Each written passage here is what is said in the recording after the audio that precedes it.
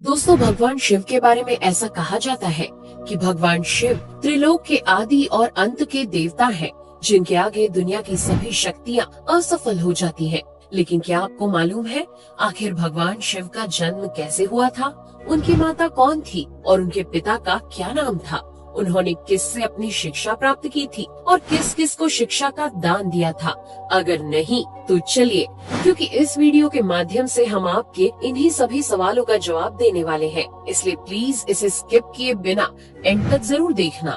दोस्तों, आज सबसे पहले भगवान शिव के जन्म से जुड़ी पहली कहानी यानी शिव पुराण की एक लोकप्रिय कथा के बारे में बताने वाले हैं। शिव पुराण के अनुसार भगवान शिव को स्वयंभू माना जाता है, जिसका मतलब होता है कि भगवान शिव का जन्म स्वयं ही हुआ था। यानी कि इससे एक बात तो साफ हो जाती है कि ना ही भगवान शिव की कोई माता है और ना ही उनके कोई पिता है। इसी कारण से भगवान शिव पंच तत्वों से भी परे हैं, जिस कारण से इन्हें मृत्यु का भी कोई भय नहीं है और इनकी मृत्यु कभी नहीं हो सकती। पर अब बात करते हैं विष्णु पुराण में बताई गई भगवान शिव के जन्म से जुड़ी हुई एक और कहानी के बारे में।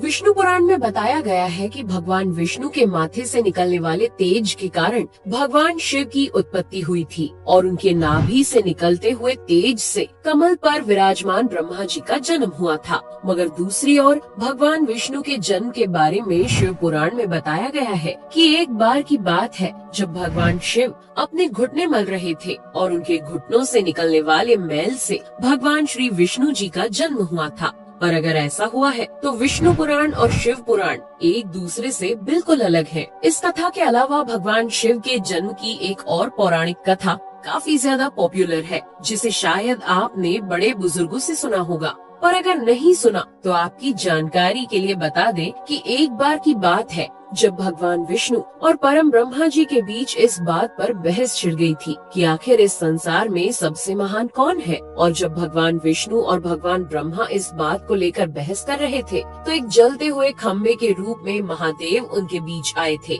दोस्तों, वो दोनों इस रहस्य को नहीं समझ पाए और तभी अचानक से एक आवाज आई जिसने कहा कि जो भी इस खम्बे का छोर ढूंढ लेगा वही सबसे महान कहलाएगा। ऐसा सुनते ही ब्रह्मा जी ने एक पक्षी का रूप लिया और खम्बे का ऊपरी हिस्सा ढूंढने निकल गए। वहीं विष्णु जी ने वराह का रूप धारण किया और खम्बे का अंत ढूंढने निकल गए। बहुत देर तक खोजने के बाद भी दोनों में से किसी को भी खम्बे का छोर नहीं मिला और दोनों हार मानकर वापस आ गए। जिसके बाद भगवान शिव अपने असली रूप में आए और फिर भगवान विष्णु और ब्रह्मा जी ने ये मान लिया कि महादेव ही सबसे महान और शक्तिशाली है। इनसे बड़ी शक्ति इस दुनिया में कोई नहीं है।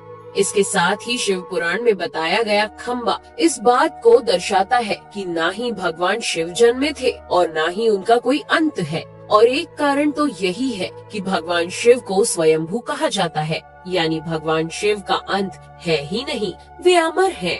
अब हम बात करते हैं भगवान शिव से जुड़े एक ऐसे विषय के बारे में जो सबसे ज्यादा प्रसिद्ध है कि क्या भगवान ब्रह्मा भगवान शिव के पिता हैं?